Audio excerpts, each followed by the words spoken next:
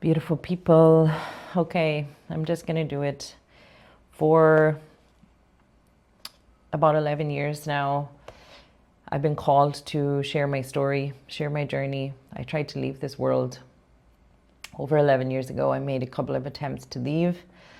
Through the grace of God, survived. And I was one of those people who believed if you really want to go, you will go. So when I woke up the first time in the hospital with the drips in my arm and my lover to my side, I didn't believe it was actually really happening, that I was really here. Sometimes I still pinch myself that maybe all this past 11 years has just been a dream. But I did not believe I was still here. I declared in that moment when I woke up that I would be successful next time. There was no way I could stay and live with the shame of what I had just tried to do. And somehow I'm still here. I did learn to live with that shame and to even become unashamed of it. Back then, 11 years ago, people didn't really speak as openly as they do now about suicide and about mental health problems and all kinds of things. And yeah, I tried to leave 11 years ago. I have not tried to leave since. I have had painful experiences where, especially the past year, my sister has left through suicide. So I share with a very, very heavy heart. She knew my story. She helped me survive. And she knew, all my story. I don't remember if she ever actually watched the video that I shared the first time I shared this. And I took it down off of YouTube. It's still there somewhere on YouTube, but it's not available because the story was broken up into, back then you could only upload a certain amount of minutes, so it was scattered into different parts. And I don't know, I just eventually put it to the side. But every time for the past months more so, but definitely years, but definitely, more so the past months, when I keep hearing this calling to share my story and I feel like I'm violating some sort of spiritual law, I feel like I'm violating something by not sharing my story. And if every time I'm like, but where do I start? Where do I start? It keeps coming back to this. And this is a journal, a diary entry I made the 16th of November, 2015. I'm going to read it, and there is only one part that I try, if you see me shift and change, there's only one part I try and change, and that is one of the methods that I choose because I don't want to be a person responsible for putting that seed in anybody, that would be a peaceful, dreamy way to go. My desire is for you to stay, no matter how painful, that you find what you need to carry on, whatever that is. And I have found many different things to carry on. And I certainly didn't believe that I would ever continue to live. Never mind come back from it so much so that I would learn to love and thrive and truly live again. But definitely who I was died in so many ways, exists only in my memory of how I used to be. I went through what I would call, and many would probably call, a very brutal and intense spiritual awakening. Spiritually, psychologically, emotionally, physically, just it felt brutal on all levels, all planes. I felt like I told the hardest truth I've ever had to tell in my entire life, while surrounded by people in a society that I could just see were lying all the time. And I sat my then husband down and told him the hardest truth I've ever had to tell. And I knew it was going to hurt him, break his heart, break mine, and change all of our realities. But I could not ignore that calling. It was just destroying me inside to not speak that truth. So I did it. And I felt like after telling that truth, all the truths of the world, the universe, just felt like they were presenting themselves to me again and again in very different ways and forms. But it was like my eyes were pried open to a lot of darkness and eventually some light, but a lot of darkness. It was like a lot of darkness had to come to light, and it felt like it was coming through me. A lot in how the world was being run, a lot of brutality, and it was dark. And I was just like, I don't want to live here. I don't want to be here. I don't want to live this life. I felt like I had given up on love. I felt like I didn't believe in love anymore. And I felt like most of my life was about a journey for unconditional love, which I did eventually find. And it was within myself. But it was a brutal journey. And sometimes it takes a lot to remember that that love is still in there.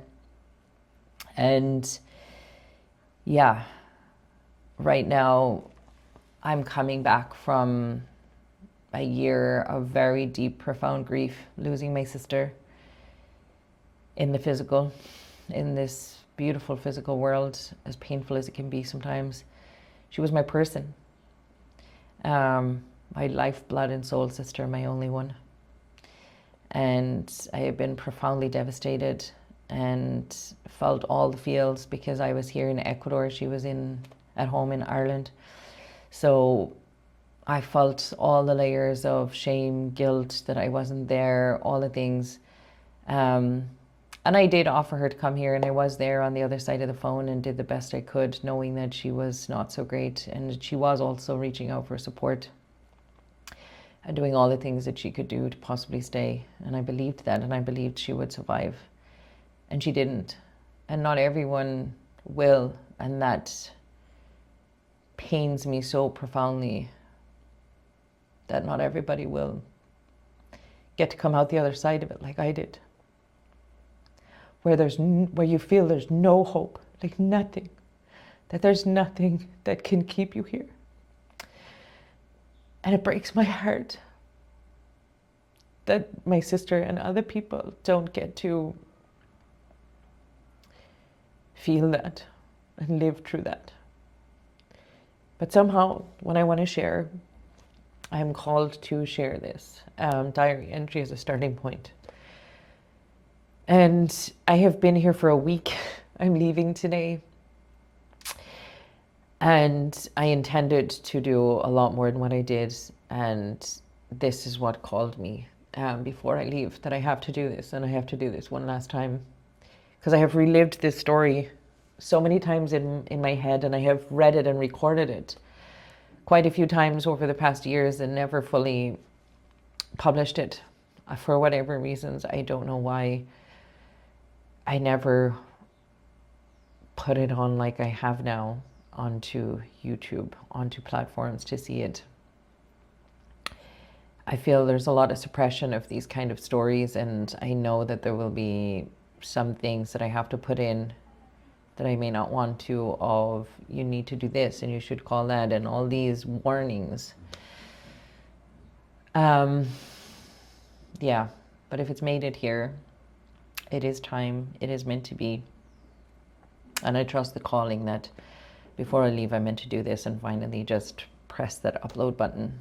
So yeah, here we go.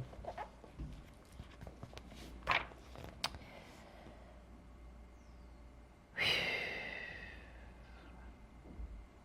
16th of November, 2015. First entry, but left few pages at the start. Don't know why really. Maybe I like to tell the whole story and not just start from here and now. But yet, here I am in the here and now writing my first entry.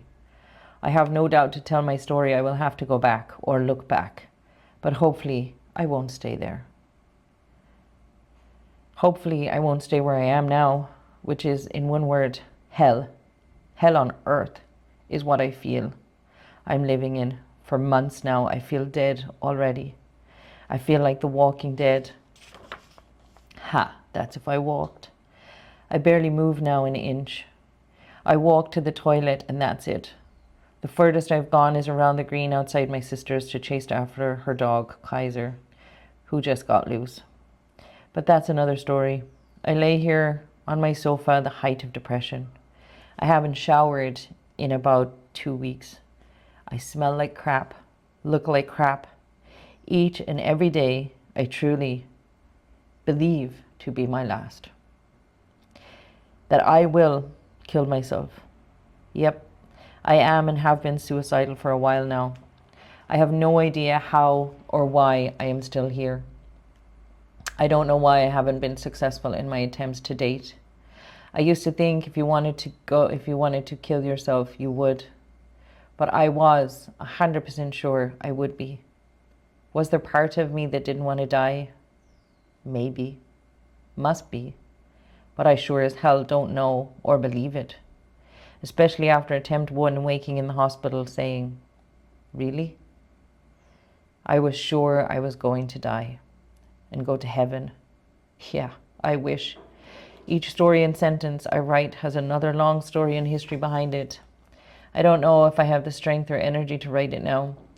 Tomorrow is to be my last and final attempt at suicide, ending my life, my pain. But even that dream and idea has all changed now. I used to believe that's what would happen. I'd end my pain and suffering. But now, I'm not so sure.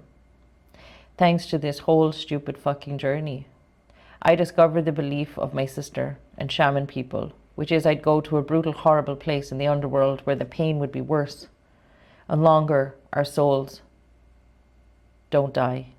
And I don't know what I believe anymore. I started a journey I can't seem to end now. And yet, a huge part of me, almost all of me, believes tomorrow I will end my life. Give my body up. Why tomorrow? Why not now? Well, because I'm a bit of a coward. I want an easy way out. I tried with alcohol, pills, and all sorts. I almost attempted jumping off one of the biggest cliffs in Ireland. Each attempt has such a long story. I don't know why I'm not writing them now. Is it that I think I'm in a hurry and they are too long? Is it I think that they are too painful to relive?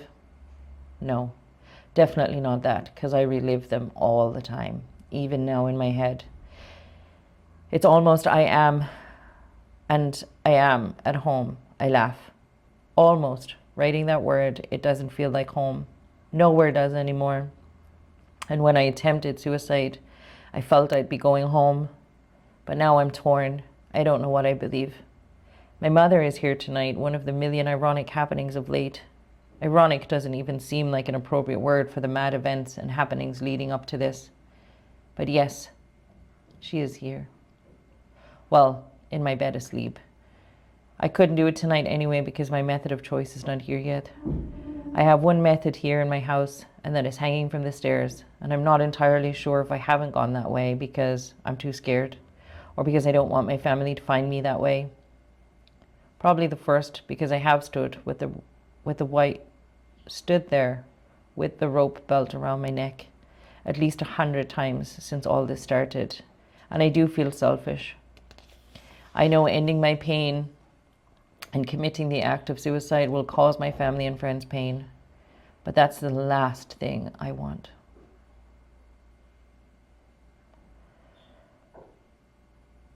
But yet, suicide keeps being my only answer.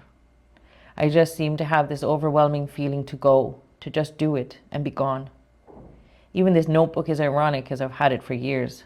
I bought it in Africa. I was there with my friend to bury her mom.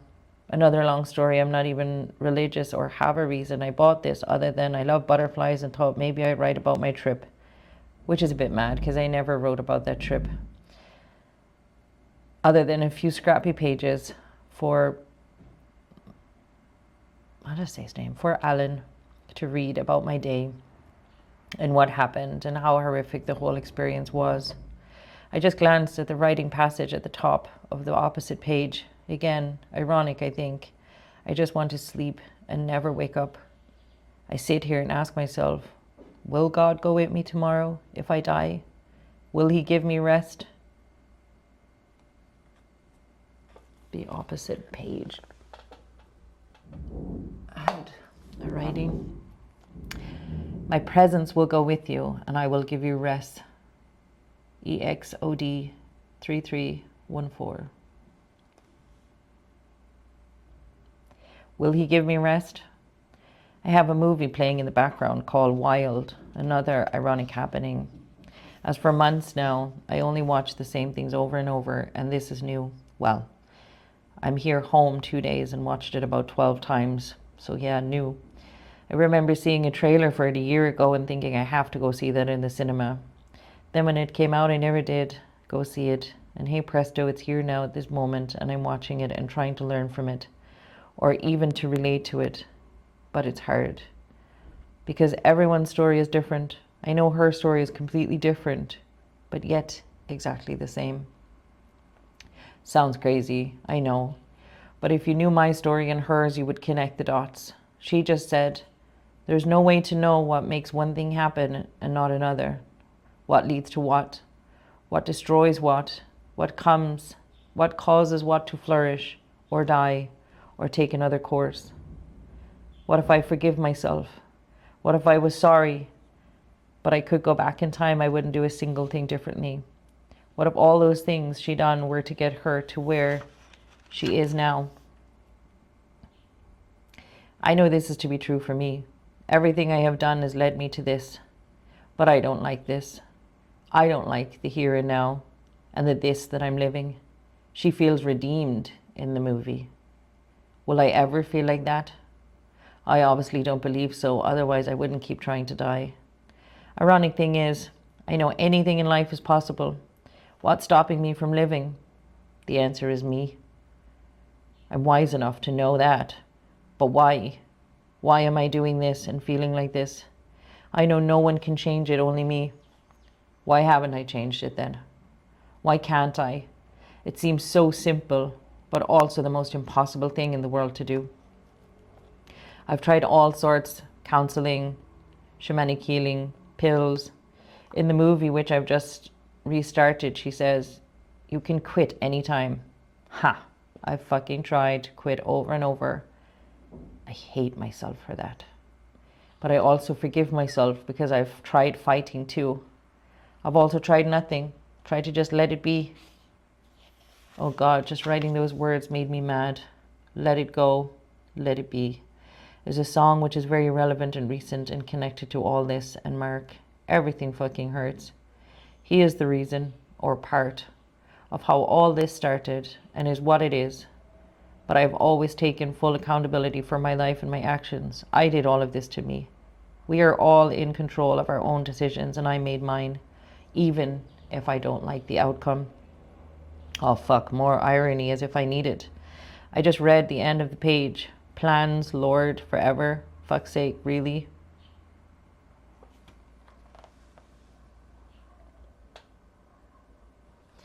The plans of the Lord stand firm forever. PS.3311. Denying her wounds came the same source of her power. Another line from the movie which I just heard. Irony everywhere. I know what that means for the character in the movie. Is that what I used to do all my life? Deny my wounds? Is that why I used to feel I had so much power and now it's gone? I don't deny anything anymore. I'm 100% real, honest, and look where it got me, feeling empty, alone, and powerless. Well, being honest didn't do all those things. There was so much more to it. I just paused for a minute, and the first thing that popped into my head was tomorrow, how I'm expecting a package to be delivered to help me end my life. I feel sick to my stomach. My mother is here because what if she answers the door? She will either open it or demand to know what's in it. My family know I'm not okay. My sister knows almost everything.